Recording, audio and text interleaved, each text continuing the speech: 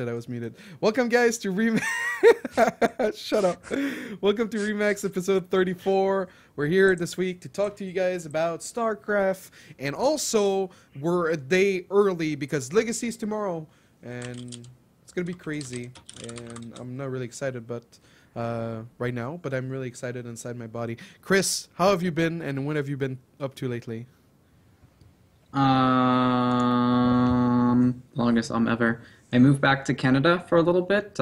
Won't be staying here long term, but for now, just because of personal stuff with my family. And other than that, pretty much that's all I've done the last week. Practice some, trying to get things set up here, shipped PCs and monitors and all that jazz. So it's been a hassle, but looking forward to Legacy of the Void, I guess. I like this lighting better than the last one. You look more alive. Okay. Okay. What about you, Morrow? What have you been up to lately? How are you? I'm doing good, man. I lost internet though for like 3 days, so I've come back from that. Yeah, successfully managed to not kill myself, so that's pretty nice. I was streaming, so back to normal. Soon I'll be going to Copenhagen Games, so I'll miss that Legacy of the Void hype. I decided maybe it's more fun to go get owned by Koreans. Yeah, Oh. that's my life. Poor decision. Poor life decision. Yeah. I think. It sucks. Like flight was booked probably 1 month ago, so Yeah. Okay. yeah, that's all.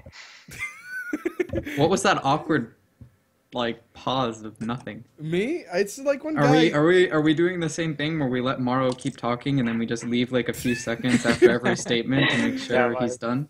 Of course, man. I'm pretty sure that's what's happening here. Yes. Like, you have to understand, like, every time Morrow comes on the show, the highlight VODs, they get the most views. So I'm just milking out Morrow at this point with the awkwardness. I'm sorry, Morrow. Oh, that's okay, man. What about you, ZombieGrub? What have you been up to lately? Being really cold because it got down to like 20 degrees for some fucking reason in Virginia. It's fine. It's whatever. Any tournaments? Any streaming? Personal streaming? Yeah, I've been streaming a little bit, but yesterday I cast for Team Gravity's Fight Night, right? Mm-hmm. Actually, some pretty sick, like State versus Aegis was actually like really, really good, but it was on Hitbox, so 300 people saw it. Yeah, it's really rough, but Hitbox not that bad. I really like the GIFs in the chat. Yeah. That you can post. And personally for me, I've been streaming. Actually, I was on Base Trade. A little bit of a switcheroo. ZombieGrub was kidnapped on Saturday, and I casted with Rifkin for 8 hours. And it was a lot of fun. We went a little bit loopy at the end. Maybe some jokes should have not been said, but we had a lot of fun. And then, yeah, this week Legacy is going to be huge. Let's get started with the topics of the week. We have a lot of stuff. Some team people joining teams, joining streaming teams, tournaments, streamers and ethics, and yeah, Axiom picking up a sponsor as well. So let's get started with Crank joins Team Nvidia. Crank, a big friend of Bay Street TV. What did you think when he got picked up, ZombieGrub? Oh, I just thought he really deserved it. I mean, he's done like everything that should make a good streamer. Like he has like sub days, like viewer days. He's learned English. He like commentates really like quite commonly, and he also started to do random. So like literally everything that you should do, and so yeah, random? he definitely deserved it. What's up, Morrow? Play random? Yeah. What's Yeah, wrong with Crank. that? Yeah, but I mean, is that like part of being a good streamer? Yeah, it actually really helps if you're not just focusing on Protoss, because people will be like, yeah, I like Crank, and I'll watch sometimes. I don't really like Protoss, but if he plays like Terran or Zerg, and plus when he random, sometimes he'll just like troll, so people can tell him like builds to do, so like proxy battlecruiser and stuff. Yeah, that's true. Another player that comes to a streamer that comes to mind, Balloon, was playing random and had a lot of success. Yeah, he was really fun. Yeah, of course, there's Winter, but the success there. So anyway, Morrow, what are your thoughts about Team Nvidia and Crank? I haven't really watched Crank stream that much. I mean, good for him, man. It's like player getting a sponsorship topic is not very interesting. But maybe we should talk about Team Property getting BenQ What? as a sponsorship. That's pretty cool, man. I'm happy about that. I think I'm gonna get a new monitor. Yeah. Good times, man. Good times. Why wasn't that a topic? Well, I don't think it was supposed to. What's team property? Oh, you don't know. I'm just kidding. I know, of course. Yeah, the biggest thing for me with Crank joining Nvidia is that when Winter left Nvidia, he said like that they're not interested in StarCraft because the way Reddit behaved and so on. And now that Crank joins Nvidia, we can all see that this was a big bag of lies. Chris? Yeah. Yeah, I mean, I personally think that there was many other people that could have been chosen that would have been better suited for the sponsorship than Crank. I have nothing against Crank. I think he's a great guy, but considering that probably like 80 to 90% of the people that watch him or the demographic that Nvidia is trying to, advertise to are probably Westerners, would have made more sense to sponsor someone who is a foreigner. On top of that, I think, as most people probably do, that he got this sponsorship because of TB, basically. I don't know if it's like networking or TB has a friend there or he just pitched them really well. I mean, shout out to TB for being like a really good team owner and going out there and getting it for Crank. That's really, really nice of him. But I personally would have rather seen it gone to someone else. But like, what foreigner is better? Like, what foreigner would you have given it to? Have anyone in mind? I don't even know. I haven't put too much thought into it. I mean, obviously, it would have to be someone that was like a pretty active streamer, that streamed on a consistent basis. I agree with Morrow. The random thing I really don't care about. If you want someone to like troll and do stupid games, I mean, anybody can do that. I don't know. Even like Balloon, in my eyes, is a slightly better version of Crank in almost every way. He speaks better English. He's probably a little bit better skill-wise. He's probably more skilled random-wise. But it's been proven like that's not what streamers really, stream watchers really care about necessarily. And like, the Nvidia wanted to, I'm not. go to the but most I'm saying people. Balloon in every way, in my eyes, is better than Crank. Yeah, but He's Balloon more- doesn't stream anymore, so if that's your number one pick, then Well, I know, but like I said, I didn't like go through a list or something. Yeah. But I just thought it didn't fit so well with Crank, but we'll see. Yeah, I can see what you mean. The thing right now is in the StarCraft scene, the full-time like active streamers, there's not that many of them. Like I guess you could say like Nathanius, but then he's unreliable because of all the tournaments he casts, or like even Rotterdam. Those two are like really killing it at streaming. And then maybe like you would say like the Muslim, because he's like a really good streamer, but he's just so inactive and probably wouldn't be able to do the time slot Nvidia wanted, which was 9 to 12 PST, which is pretty late. So yeah, but good for Crank, and really awesome of Total Biscuit to be making this happen, getting some money into the StarCraft scene indirectly from him. So that's cool. Next up. What? Oh. What's wrong? I don't know. Moving on to Axiom, sponsored by SanDisk. So that's like, I mean, like you could probably read between the lines and figured out that this was gonna happen. But They've been hinting at it for a while, have they not? Total Biscuit has. really, I'm he's pretty getting a new sure. sponsor. Yeah, on like his Twitter and stuff. Pretty sure they've been hinting at it for a while. for those that are watching that don't know why we're saying that, is because a while back Total Biscuit had like a really sick tournament called the SanDisk Invitational. With a lot of great tournaments, or a lot of great players, a lot of Kespa players actually. Man, I was so salty when I won US Shoutcraft, right? And then like right after he like said, "Don't worry, I want to support the NA scene. I promise I will be doing another Shoutcraft in the near future. Next Shoutcraft, it's like all Koreans." And I was like, "You son of a bitch." I was so salty. Yeah, And I think that's what that was. I think he got burned from like the Muslim and Major thing. Yeah. Like he was like, "Fuck these people, I'm done." And then again, like the reason Axiom came to be is because Total Biscuit felt like the Korean scene needed help in terms of sponsorship, because outside of like Kespa, they're like, you know, looking for scraps basically. So, yeah. No, Morrow, do you have anything to add about Axiom picking up another sponsor? Well, not really about that, but Axiom in general, like now when they can't really farm NA anymore in WCS, maybe it's a good time for TB to Look elsewhere. get rid of Axiom. I don't know, man. It doesn't seem worth the investment. Yeah. Well, It it's never for, did. Like he did it for, you know, yeah. charity or whatever, but like He I don't does know, it. man. It seems like he could be spending his money elsewhere. He does it because he likes to do it. Practically anything he does in StarCraft 2 is not worth his time because he makes so much money off of YouTube and other promotional stuff and going to conventions and all that kind of stuff. So every single aspect of him doing StarCraft 2, whether it's like hosting tournaments, talking to the community, running Axiom, is never worth his time. He purely does it just because he likes to. Yeah. So. With the apparently with the SanDisk sponsorship, he also is breaking even on everything except actually sending them to tournaments, you know, because they have their own house over there. So he's like, he made a post about it actually, like in the thread.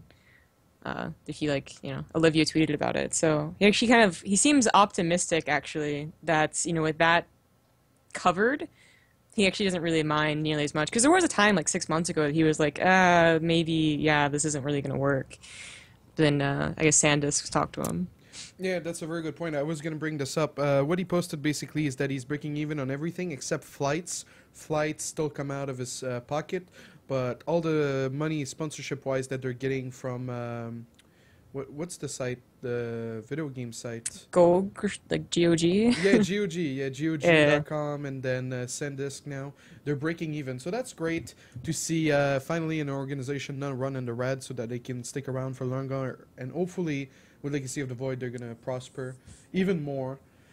Next up, man, this happened on Remax. The first public negotiations ever happening in esports.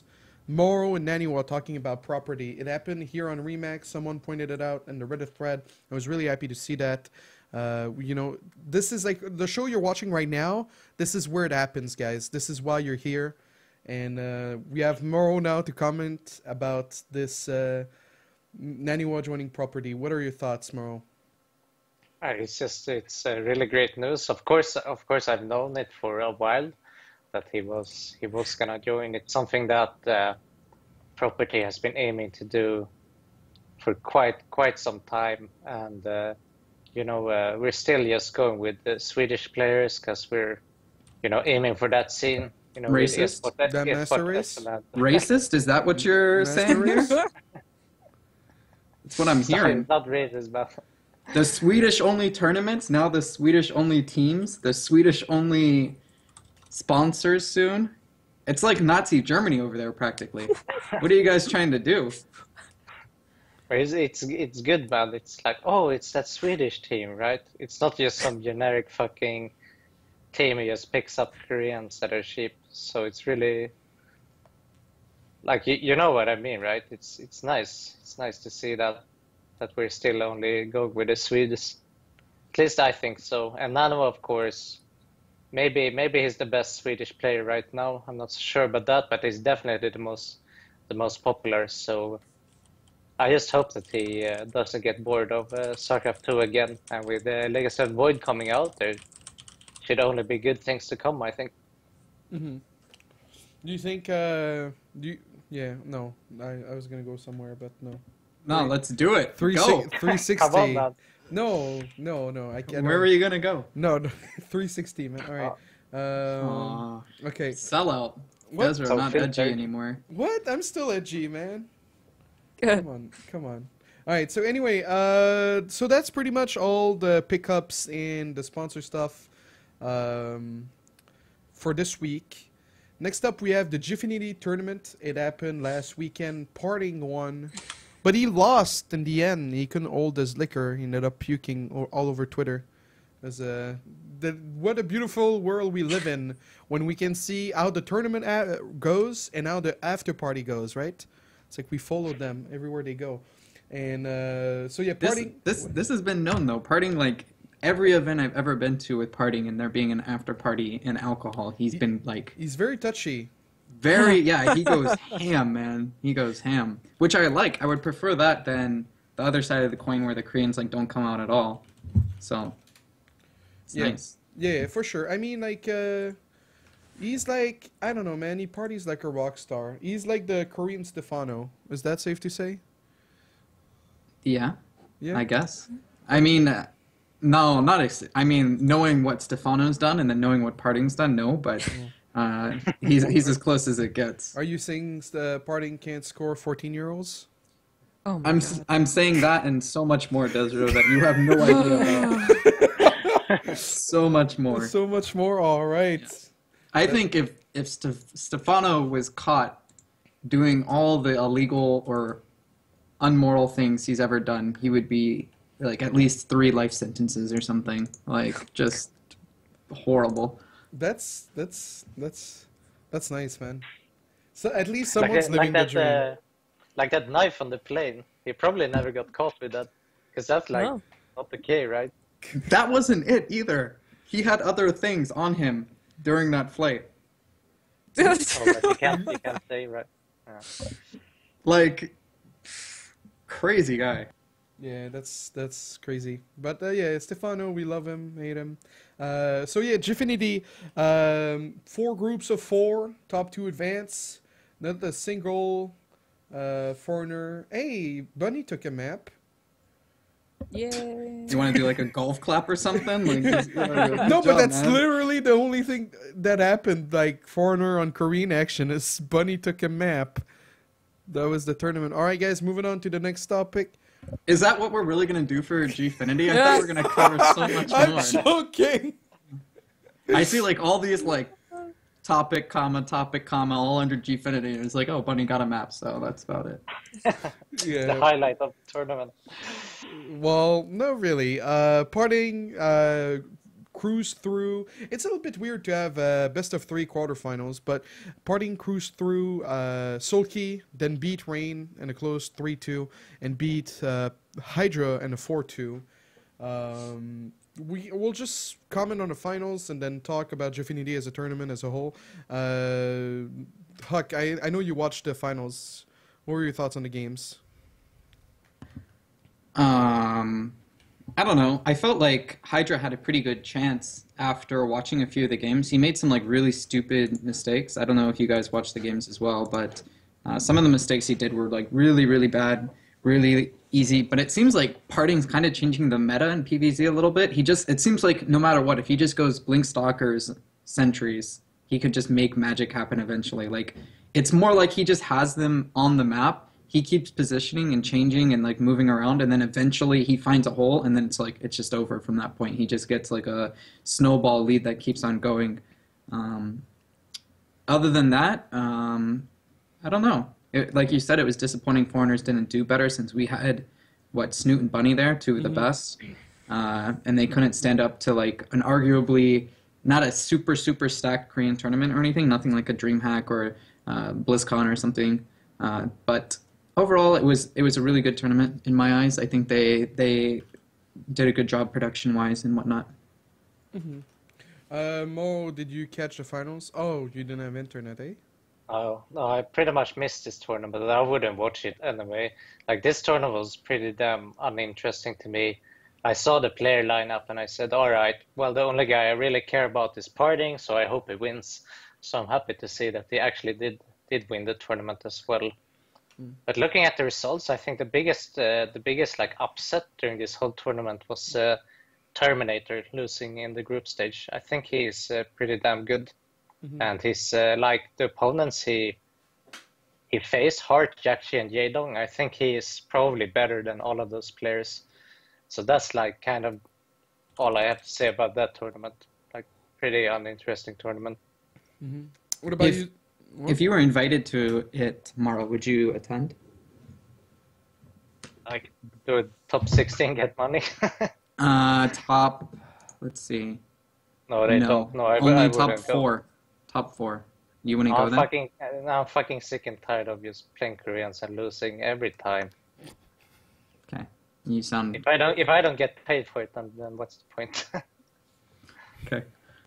What about you? Like Snoot and Bunny, they're much better than me, right? And even they lost, and they probably practice a ton for this.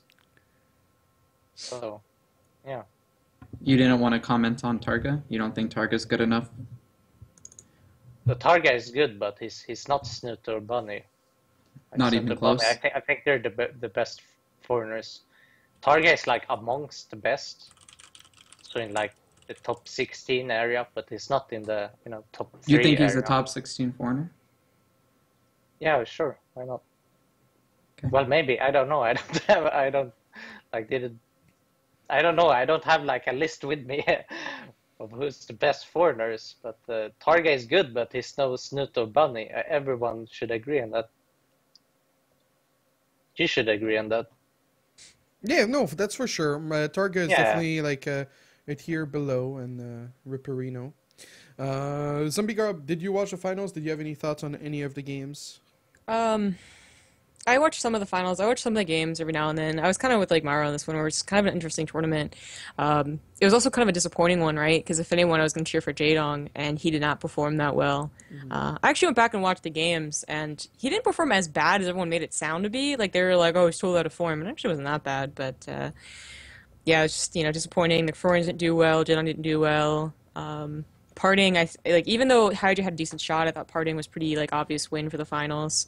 I mean, the most interesting thing about Gfinity was just not the format, but rather the approach to a tournament, I guess. So like HuK talked about how the players are treated really, really well, which is really nice. Get the players to want to come back. But for me, it was seeing like these casters and these hosts get these jobs, and I think a lot of it has to do with the fact that they live near the tournament, right? But that they're given a shot. Because we had 3 basically new faces, and then two or three pro gamers that don't always get on the analysis desk. So Bling, Betrayus, and Ret. Who was the new faces? Who's the white guy? Banks? They were like all white.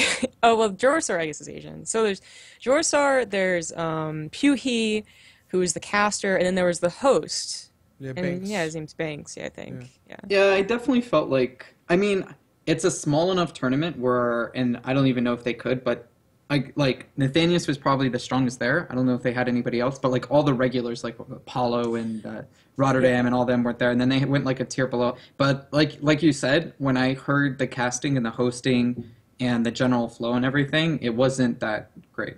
It wasn't like I was sitting there and I was like, wow, these guys are really good. It was just kind of like, oh, they're still talking. When's the next game? So, like, I think, allowing one person to try their hand, like give Nathanius a shot, that ended up doing really, really well for DreamHack. That's great, but they gave 3 new people that would not bring a crowd a chance. And even on top of that, they had like a lot of players too that as far as I know haven't done that much. Like Rhett, in my opinion, is a really good caster. When I hear him, I'm like, wow, he does a pretty good job. But there was a lot of new people, whether it was like casting or just sitting on the little seats doing analysis or whatever.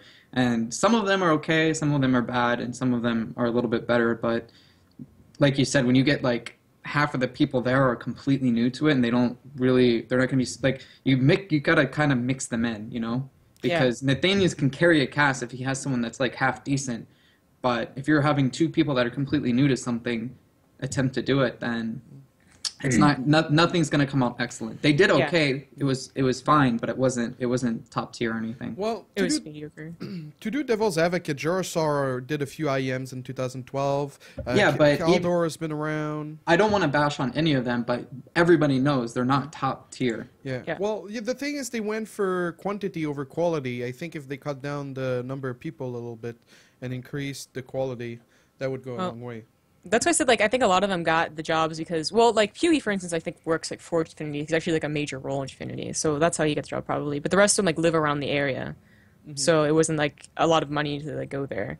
But yeah, and, the other thing is, Nathanius is basically, the only star power that's current. Because, the other one that's arguable would be Kaldor. But Kaldor's been doing Here's the Storm, so to see him in that position is just like, oh yeah, he's here. He exists. He's kind of cool. Yes, he's got so much experience under his belt. Next up, we have Jack Attack's list of things. That's the topic, guys. Basically, all the undocumented or all the Legacy of the Void details.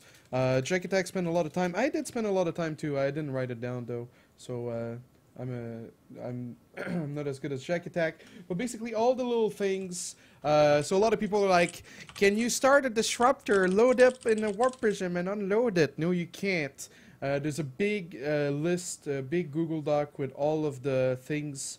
Maybe some of you guys, or maybe you guys, can skim through, and take a look.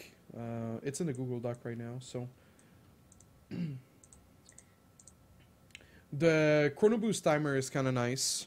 What am I supposed to be looking at here? There's just like a bunch of stuff. Like oh no, those are requests. Is this like changes or something? Yeah, if you scroll down like to Adept, there's a thing like it says the speed. Is this an essay or? No. It's a list of like things that you wouldn't think of immediately, and he tried. So for instance, like stasis ward, does it affect eggs? Like only someone who's really interested in learning about that would actually do it. So that's what he did. So there's just a list of like the unit on the left, and then list of interesting things on the right. It's too much details for you? I mean, it's like more of I'm only gonna see this stuff when I actually start playing the game. Yeah, that's the like I looked through it because like eventually I figured out what the format was because at first it was it just looked like a bunch of words, and it's interesting. But there's just like we could be like, oh, that does that sounds good, but then if we play it, it actually might be bad or vice versa. Yeah. So like. It's cool that he does this because eventually people are going to be like, does it affect blank, blank, and blank? But as far as doing it for tomorrow, there's like almost zero reason. Yeah. One cool thing, while it's cool for the other races, it sucks for Protoss. The time warp. Remember how it was like a bubble that kept expanding? Yes. Now it's like you see the circle on the ground, and it takes 5 seconds before it creates the time warp. So it's like a delayed effect. Oh, and then it so it's like awesome. It's like a nuke. For time. Yeah, exactly. So you can get out of it. So time warp is gonna suck. Start small and then it expands. No. It's like once after the 5 second, it's full effect. It's really big. It's the normal size, so you can just get out of it. Wow, that's a big now. Change. Is it still like 10 seconds or whatever then? Like it's 10 seconds total. Okay, well... And Zergling attack speed is now 40% instead of the original 18%. Like, when you get tier 3? Wait, Adrenal what? glands. Adrenal glands is 40%, not 18. So it's a lot stronger. Yes. Yeah. But they made it 100, and then Zergling speed is 200. Okay. Yeah, that's... We'll just... Zergling speed, man. Wait, what? Zergling speed is 200? Yes, right? 200. No, maybe that just can't been be a right. mistake or something. Well, the Ravager is so strong. Like, you gotta nerf something in the early game for Zerg. I guess. In either way, it doesn't matter. We'll play and see. The beta is gonna be like in half a year anyways. So you don't sound happy about it. You know I am. So. All right. Well, those are the list of changes. If you want to just read them, before you go to bed. desRow, you're being called out. Jack Attack says you're wrong. Really? No, that is wrong. About Capital what? wrong. About what? The 200 Zergling speed, I guess. It was listed in the thing. Maybe they changed it. That doesn't sound right, man. It does, like, even if it was that they did it because Ravagers are strong and part of the early game now, I just like Zerglings are such an important part of the matchup and like the funness of Zerg too. Like, yeah, but you get stupid. yeah, but you get so much more minerals workers. Yeah, but it's about gas, though. Like, 200 minerals I could actually maybe live with, but 200 gas? That's a lot. Okay. Well, I guess heard the test map was bugged out then. I heard because people have been complaining a lot about SC2 should have, like, bigger maxed armies, that they're thinking about putting the Roach back to 1 supply. Oh my god. Have fun with that, HuK. Let's not do that. No, we went through that. It didn't work, okay? That shit was not okay. All right, so moving on to the next topic, we have streamers and ethics. Now, before we go on with this topic, just like to remind everyone that the what we're going to talk about is not guaranteed that Winter donated to himself, but it's more about the fact that people have done that in the past. I don't know who. I've never like thought of someone doing it in StarCraft. Like, oh, that's like a fake donation. What's going on? But what sparked the discussion was someone either fake donated or Winter messed up command, and then there was like you saw it more, right? It's like add command dash URL Twitch Winter Jing, not Winter Gaming. Maybe that's why it failed and it showed up on the screen. Who knows? But yeah, basically it's like the fact of like people just trying to not force donations, but like how would you The say hype, it? the Yeah, hype train. Yeah, You're go- just trying to get a hype train going. yeah. And so Morrow's had some experience with this, so we should let him talk first, I think. go ahead, Morrow. So you know Twitch alerts, right? That you can like send a test donation to yourself. Mhm. So I experimented with this. I said like, all right, I should try this. What Winter did. So I sent myself a $2 donation. So it was like from 1ABCXX74, $2. I said this is a test donation. That was sick, man. And I got so hyped. And then everyone jumped on the hype train, funnily enough. And I got sick amounts of money. Nice. That's the story. All right. Well, I'm fucking done with this show. So. I love the awkward silence. Yeah, it's like, am I being awkward or what did I say wrong? Nobody's talking. No, you say your Can't point have a so, fucking conversation. so well that you're just like, oh, that was good. Takes time for us to process the level you're on. We're all down here, Oh, you're up that's here. good. We're like taking notes and stuff, and then we're just thinking about it. You're just ahead of us.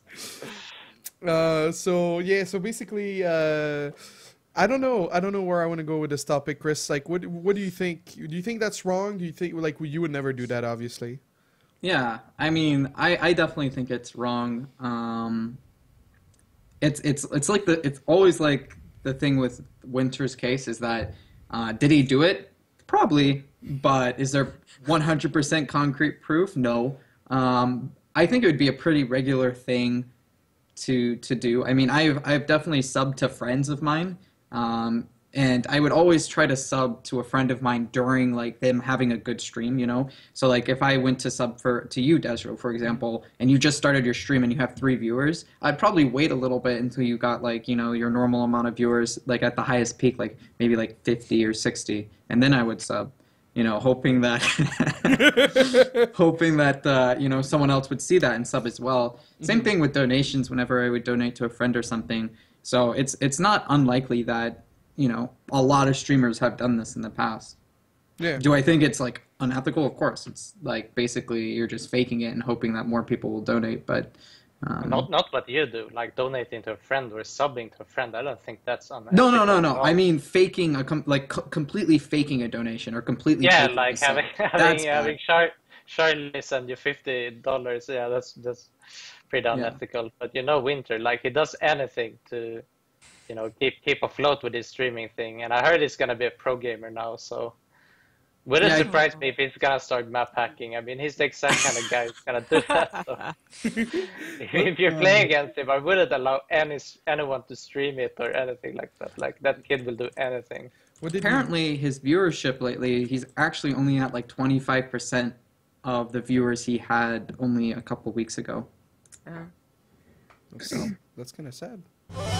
Well, he's trying to make it now. You know, that's what Morrow was saying, is that he's trying to do anything he can do to get back to the popularity he was at. But nothing's going to do that unless he gets more bots. So we shall see. Guys, I want to apologize for the alert sound of a donation. I usually turn it off before Remax, and then I forgot. Sorry, guys.